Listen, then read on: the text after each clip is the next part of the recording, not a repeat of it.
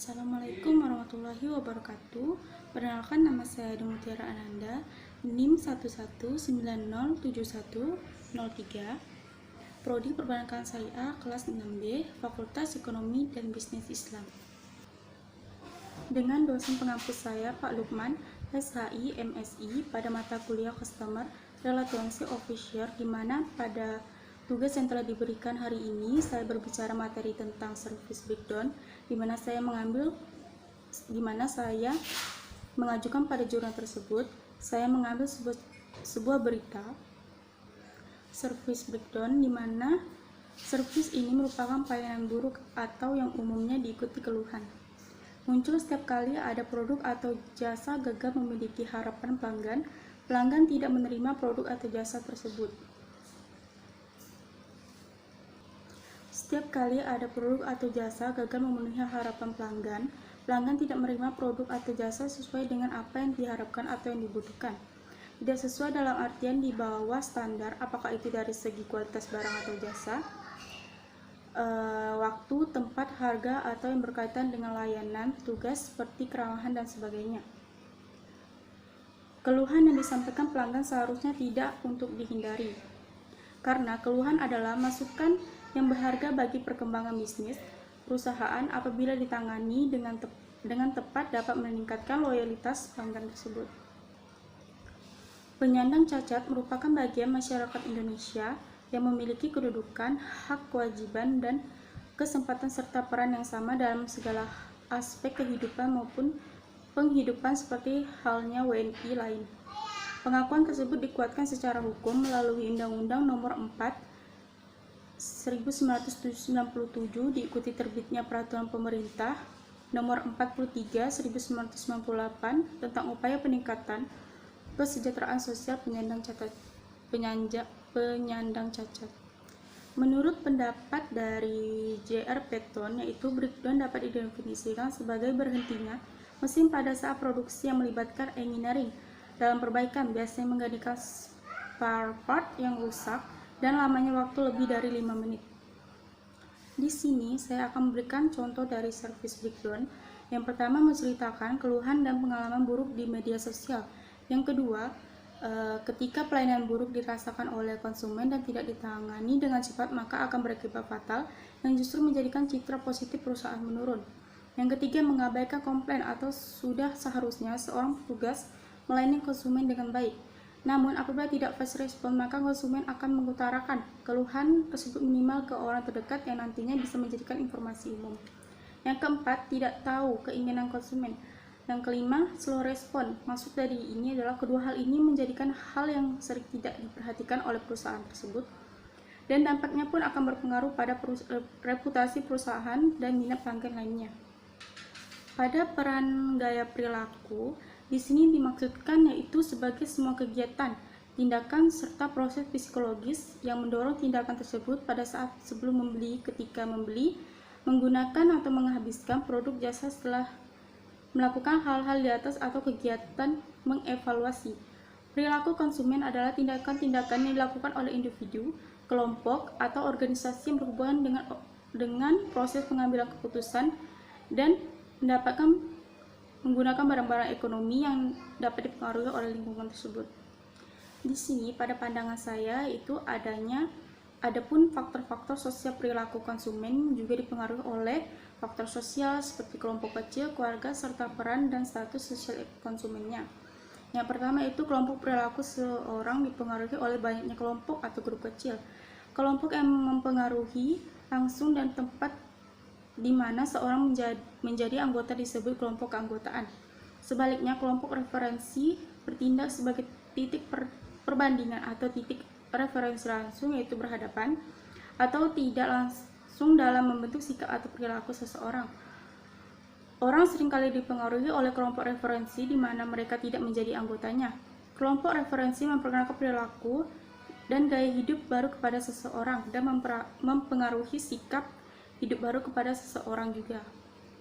Yang kedua itu keluarga. Anggota keluarga bisa sangat mempengaruhi perilaku pembeli, di mana keluarga adalah organisasi pembelian konsumen yang paling penting dalam masyarakat dan telah diteliti secara intensif.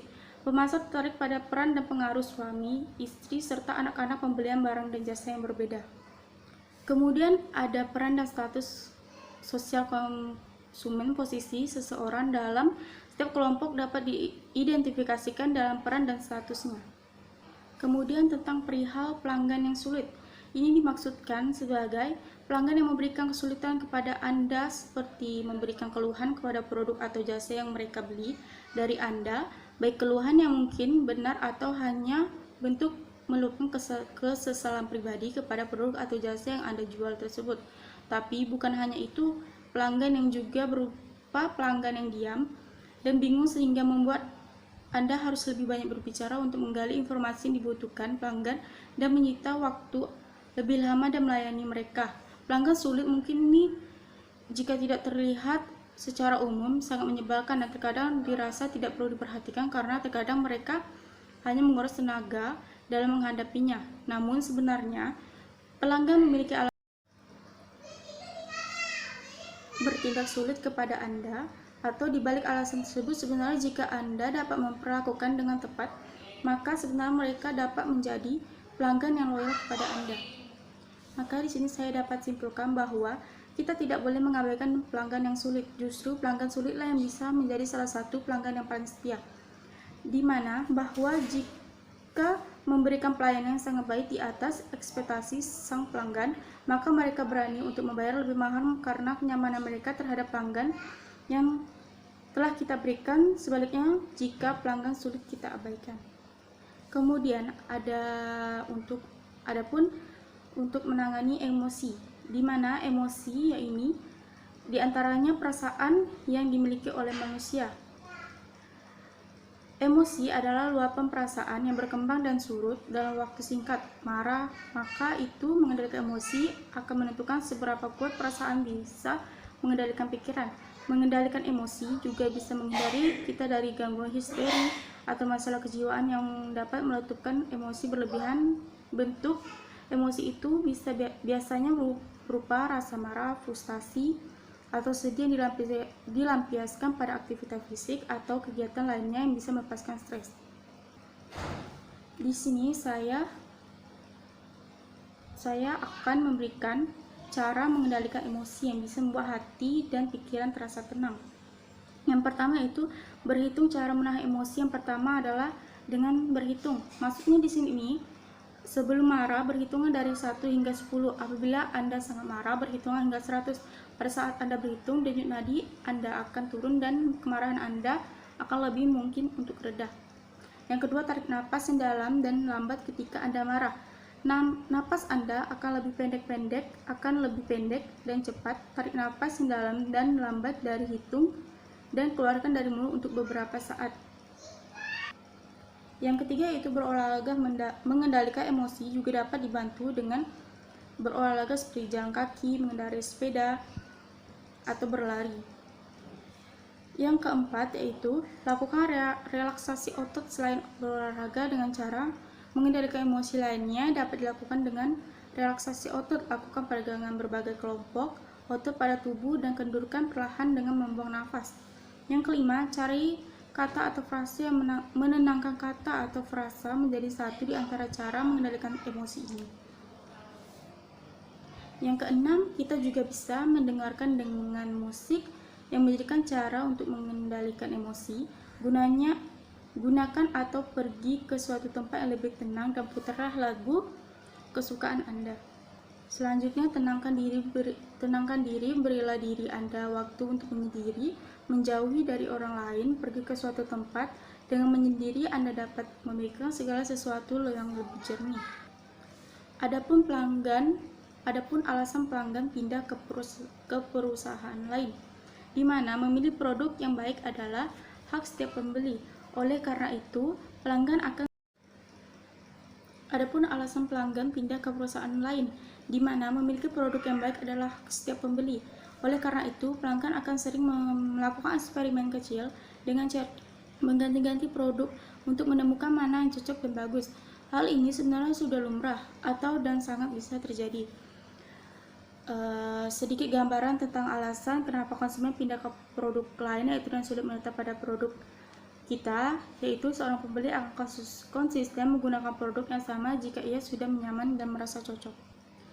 Hal yang membuat banyak perusahaan selalu mencari tahu berbagai alasan kenapa konsumen pindah ke produk lain sebagai upaya untuk mengevaluasi terhadap produk yang dibuat atau dimilikinya.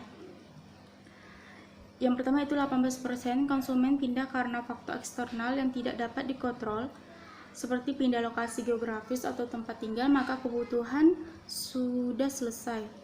14%-nya itu konsumen berhenti membeli karena faktor harga atau produk yang kita tidak lagi berbelanja kepada kita karena mereka merasa tidak peduli terhadap mereka.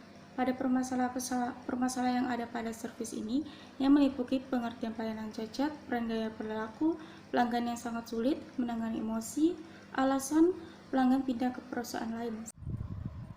Sekian dari materi tugas yang telah diberikan ini. Apabila ada kata-kata yang salah dan lain sebagainya, mohon maaf dan terima kasih. Wassalamualaikum warahmatullahi wabarakatuh.